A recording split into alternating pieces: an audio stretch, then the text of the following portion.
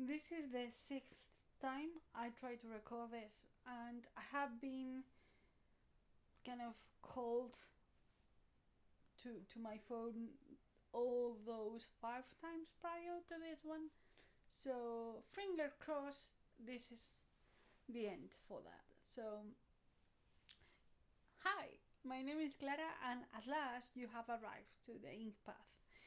And you're probably wondering, what is this place and who are you? I am Clara. I love reading, I love writing, I love all things bookish. And I decided a few weeks ago that I wanted to come back to BookTube and start creating content once again. So I haven't been very constant, but I've tried. And today I wanted to bring you a little bit of a recap video and see what I have been reading in January and February. So this is the first wrap up of this new era that we are starting. So because it's the first one, I have to admit that I haven't read much. Like, I am not a huge kind of, I don't read 10 books per month. Last year in March I read 8 books. I think it was my top of like the most books I read in a month. But this year we are in March, for example, and I haven't finished the 2 books I have started. One of which I started in January, but I don't have so much free time to read, so things got complicated. But nevertheless, I want to talk to you about the books I read in January and February. And as you can probably tell, I'm wearing different clothing from the Spanish type of video, which is dedicated to this as well. That is because last week, when I recorded the Spanish version of this, the file that I had the proper recording was corrupt, so now I have to film again. So fingers crossed, this is the last time I have to chat with you about these specific videos. We are going to start with January. In January I read 3 books, 2 of which were non-fiction and 1 of which was fiction. I normally read more fiction than non-fiction, but apparently January I was more into kind of non-fiction stuff. And the first book I read was Esto no es una tesis by various authors. This is a published scene. I'm hoping I'm saying it right, but I think it's not properly the word. This sign or scene, I'm not sure how to say it. It's a collaboration work done by several authors, and they have because some of them have finished or are in the middle of their PhD, they have been thinking about essay about the academic life and the academic PhD process, which I don't remember either. I will put everything on the screen, don't worry. And as a response to that essay, which analyzes all the issues that PhD students and candidates have, they have, in a more of a satire way, with their humor, have contacted other people that are doing their PhD, and they are covering all the kind of big statements done in the essay using WhatsApp conversation like of text to explore the general issues or the darker side of academic life. So, as a person with a PhD, as a person who struggled a lot with their PhD and still has, like, not very sure if I want to go back into academia at some point, I was very intrigued by this scene, basically because this was a present. I think it's better to frame it that way. This was a present, and it was a present made by my cousin who knows my struggles in the PhD, and she and her husband, they wanted to give me a book, but because I have so many books, they wanted to give me something more, something else, something that is not kind of a proper novel, because I have several that I haven't read. So they found this, and this is an independent sign published to be critical about academia. And I found myself reading it in one sitting. I think it was like 30 pages long, it wasn't that long. And I laughing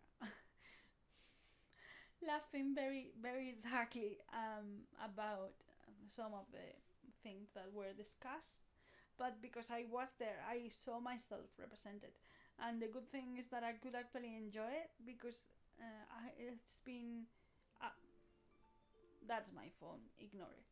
Because I have been away from academia for a while. So I think I have a space now to for fun, or to laugh and be critical about academia in a way that when I was involved in the kind of in the academia itself, in the PhD process, I was not. I would be probably not able to enjoy it as much, and I really like it. I was saying that the next book I read was Última Navidad in Hyde Park. Última Navidad in Hyde Park.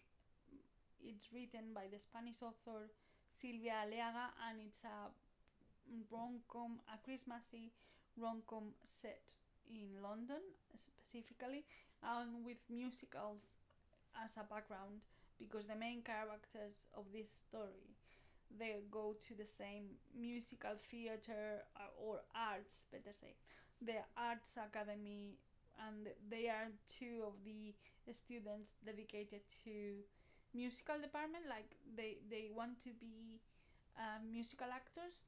And one of them, Edith, the main character, the female main character, she works in Hyde Park, in think about Winter Wonderland sort of thing.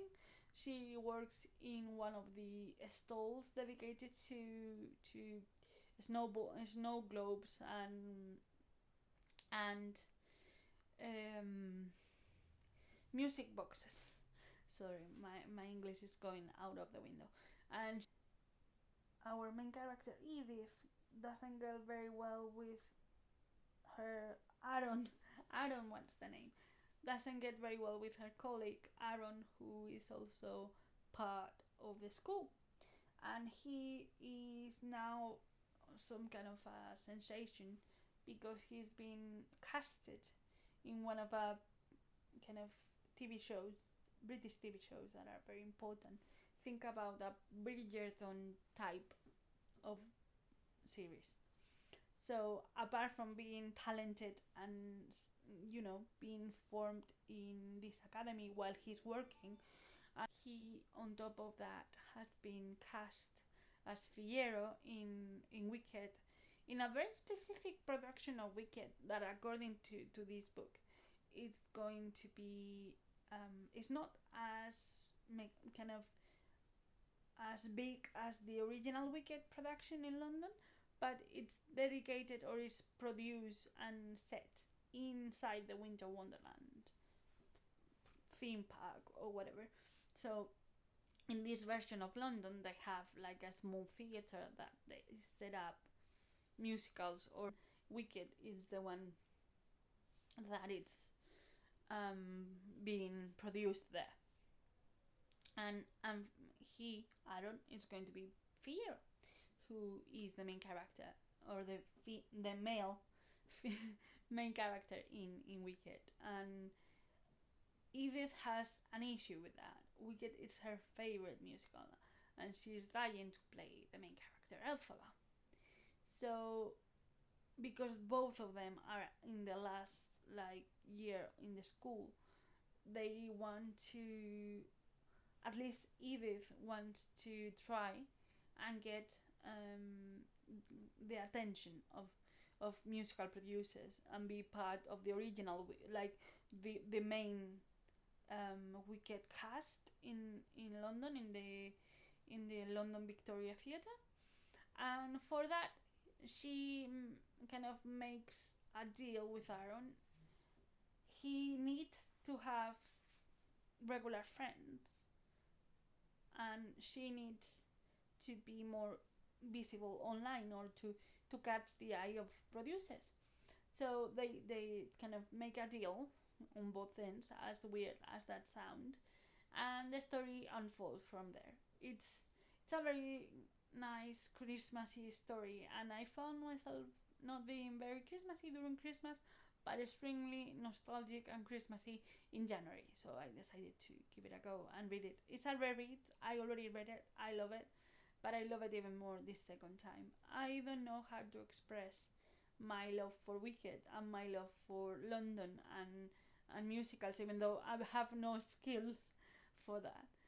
But I love how these kind of fame skills and theater kind of as a background is told in this story, because it's not just a love story. It's the story of two people who love doing theater, who love doing musicals. Lastly, I read, and I need to check it again because it's a really long title. This time, the last book I read in January, while I looked for it, was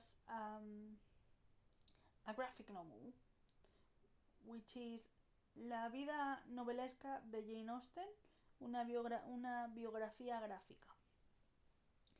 In English, this was called The Novel Life of Jane Austen, a graphic biography by Janine Barchas and Isabel Greenberg. This is, as the title suggests, a biography made graphic novel. I love this because it was a surprise kind of story. It was a gift, but it was a surprise gift given by my sister-in-law. I didn't know this existed. I have read Isabel Greenberg other books.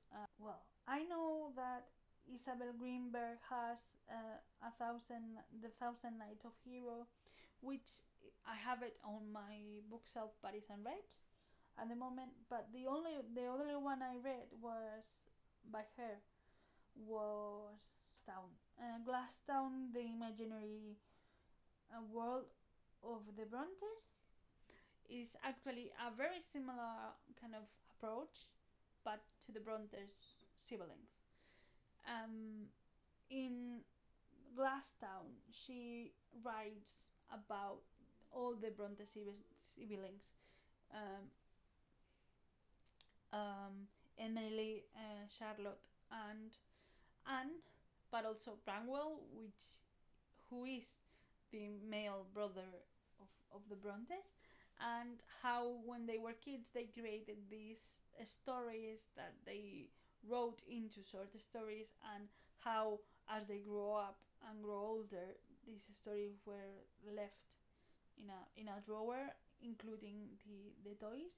They used to imagine it all, and the stories of the toys and the imaginary world was kind of sparked once they don't use it anymore, and they follow the characters, the invented characters follow like a similar path to the real life path that these characters, the real ones, the Brontes, have. So it's a way of mixing their literary journey with this world of fantasy, but also how the girls discovered that they wanted to professionally write, and how they got published and all. In a similar vein, the Jane story biography that I'm talking about explores several years of her life, from the very beginning to when she's a very, very important author and she dies. So it's very interesting to see how, even though the structure is similar, because sometimes in different scenes Jane goes to writing as a retreat, as a refuge. So you can see how, I don't know, Lizzie comes out of the page in colorful, kind of very colorful, contrasted with the blue and gray life of in the page of Jane. So you can see how through this contrast, her writings and her novels and the stories that she was making in her mind are the thing that spark happiness in Jane. So it's seen through the different palettes of color in that sense. I know that it's not a very heavy biography. I want to read a biography, a proper biography by Jane, or of Jane Austen, better said. But I haven't find one that I know that is well researched and complete. So I'm still in the search. However, for those who don't know much about the author, I didn't know some of the details, because at the end of the book you have like a chronological order of facts or references that you see on the page, but you may not know the context of. You can actually follow like the number of the page and in the episode, and if you go to the back, it will give you more information and context about that reference. Some reference I knew because they are direct references to the books that I've read by her. I haven't not read all the Jane Austen novels. I have them, and I want to read them, but I haven't done so.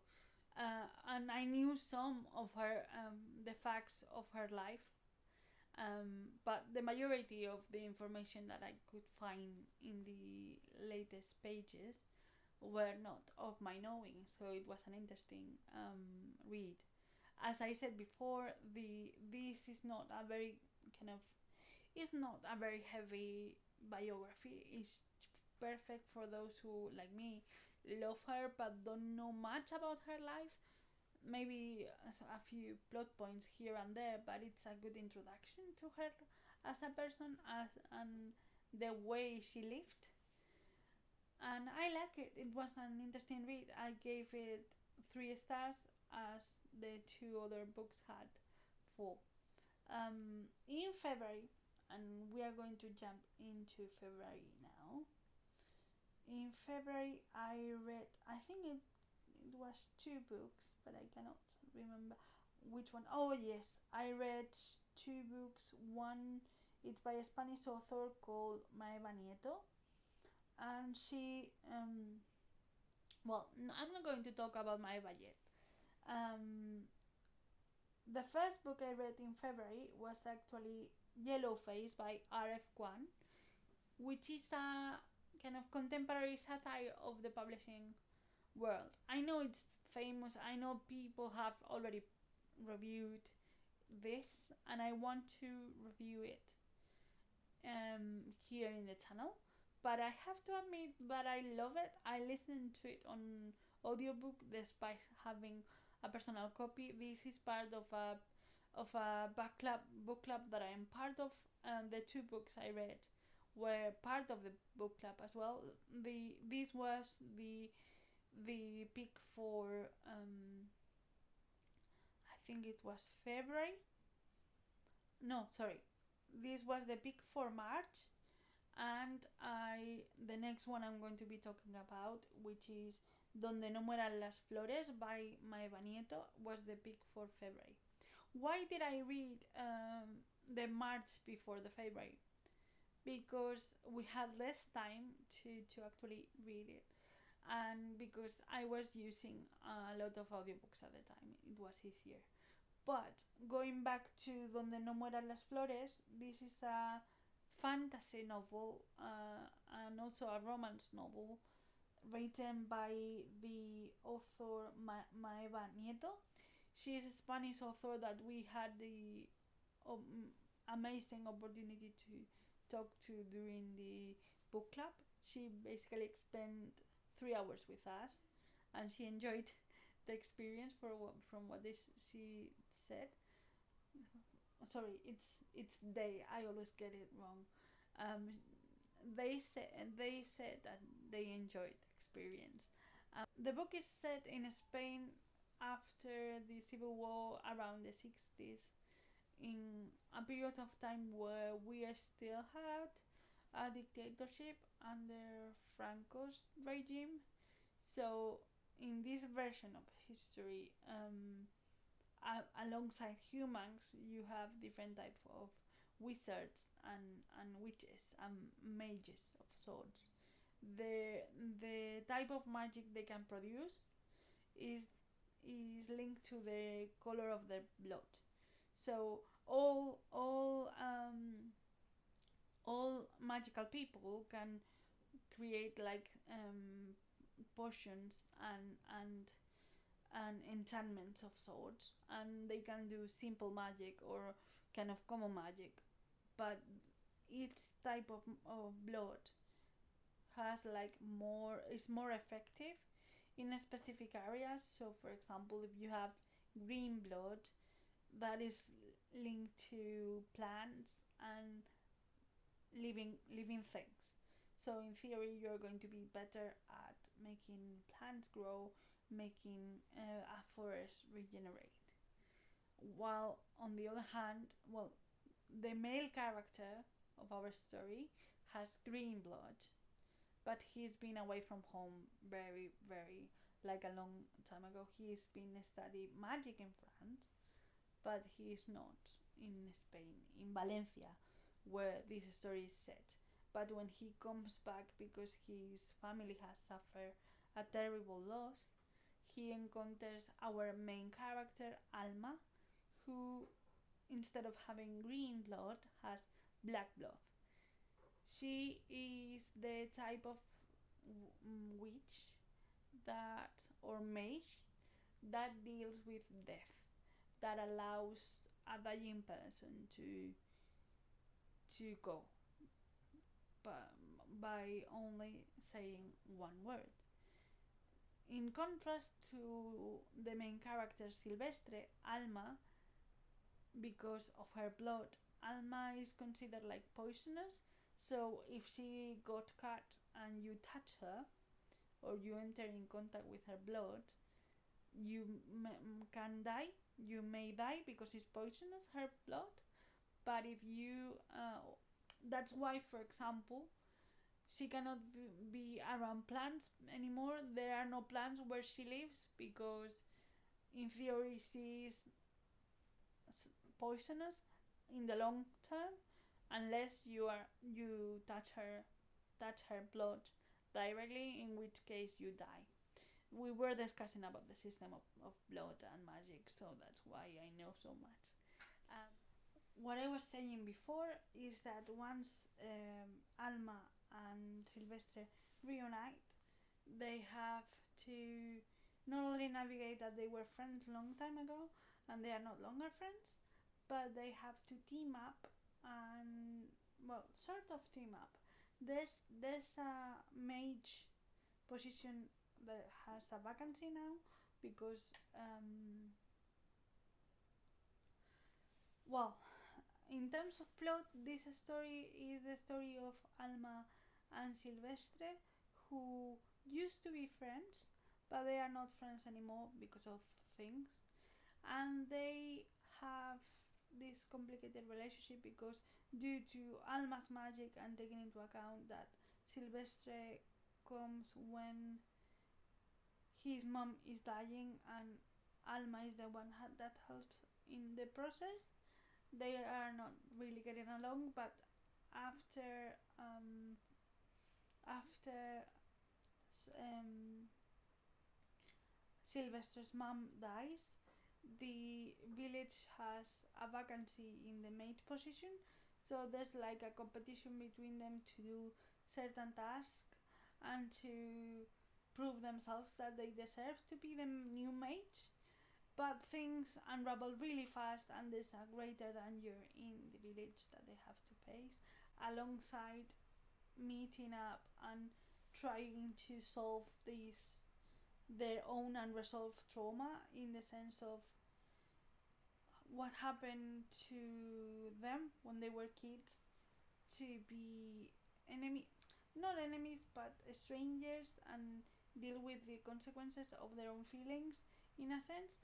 So this story has a lot of emotional charge, and also it's very interesting to see how the dynamic unfolds, not only between them but between the rest of the cast. And I love it very much, and I hope I can bring you a review very, very soon. This wouldn't be a video of mine if I didn't have mistakes. This is Clara from the future, and obviously you are watching a different outfit, probably a different lighting from the previous one, because I forgot to chat about one book.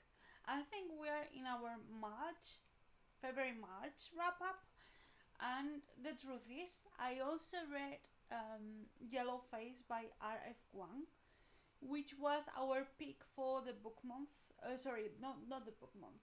I am in a book club with some friends and other new people I'm meeting, so we decided to read Yellow Face in, I think it was March. Yes, I think it was March. Although I read it first than the previous the previous book I mentioned.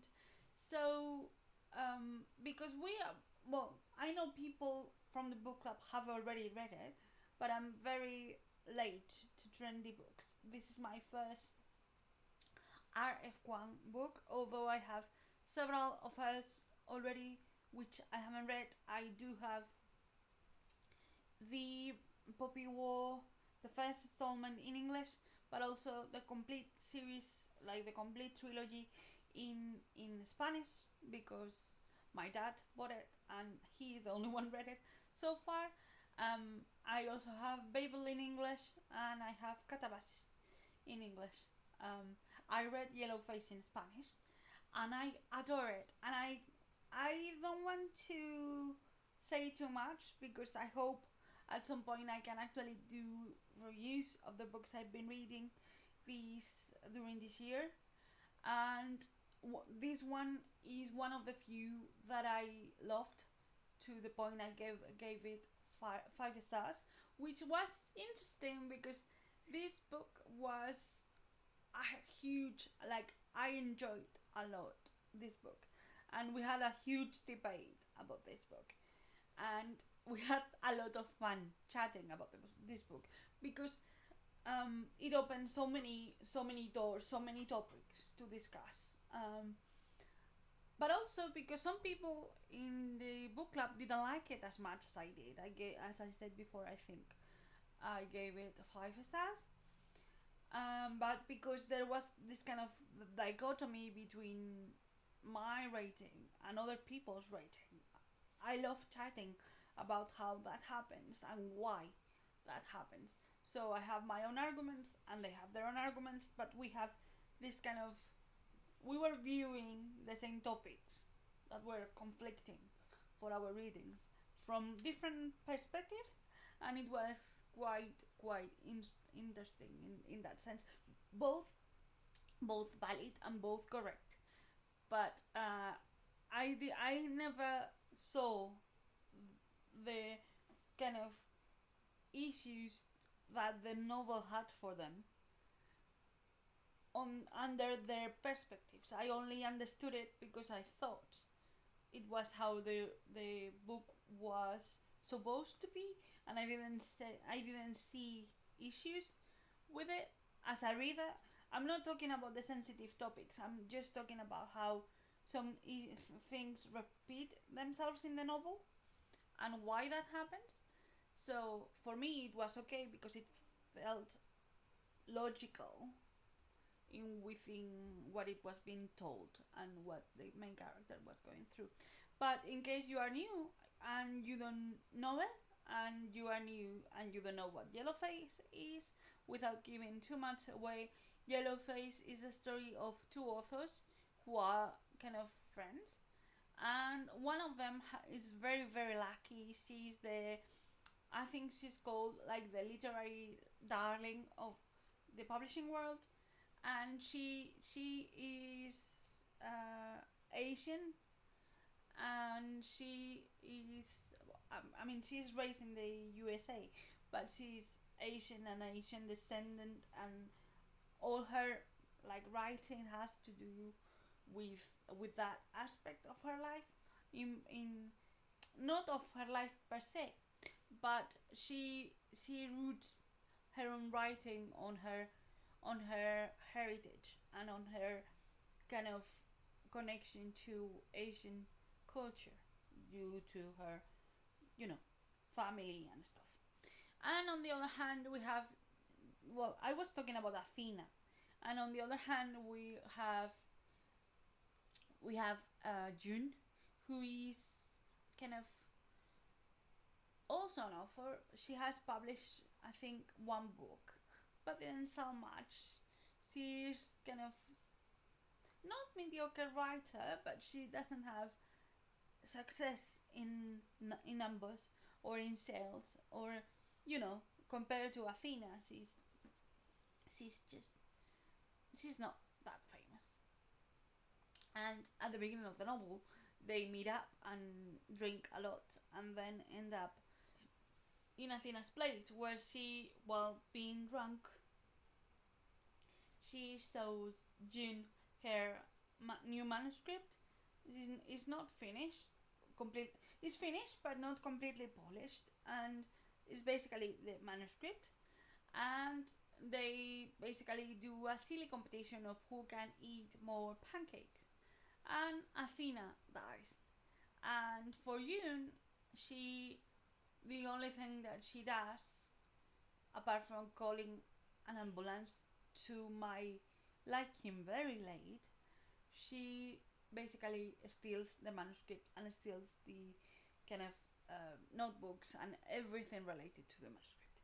She ends up deciding to use that manuscript and like to present the manuscript under her own name, as if she wrote it, and things spiral from there.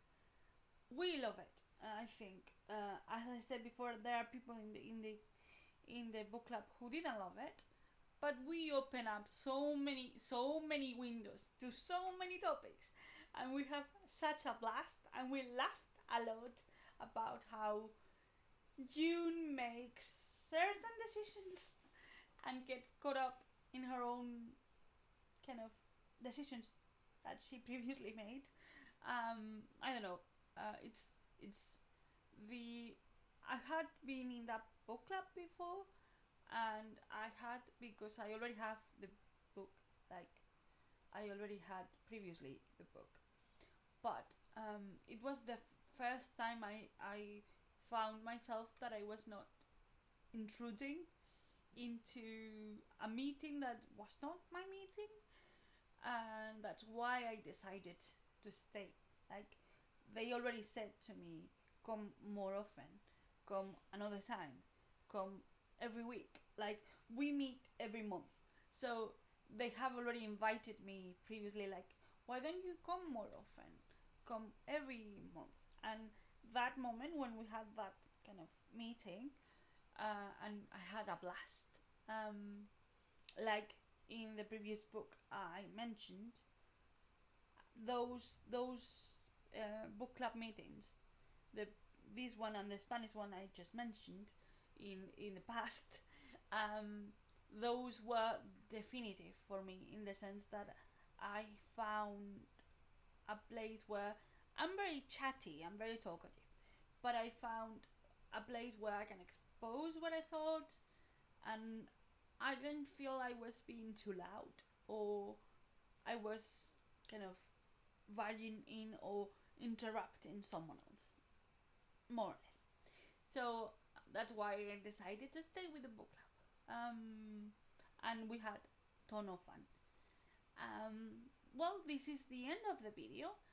You will probably see me very soon with the same outfit, talking about the next wrap up, which has already happened. So we are in May. So you will see the April wrap up. So yeah, I hope you enjoyed this video. I'm very late, I'm very sorry, and I hope the next wrap brings another topics to discuss. Bye.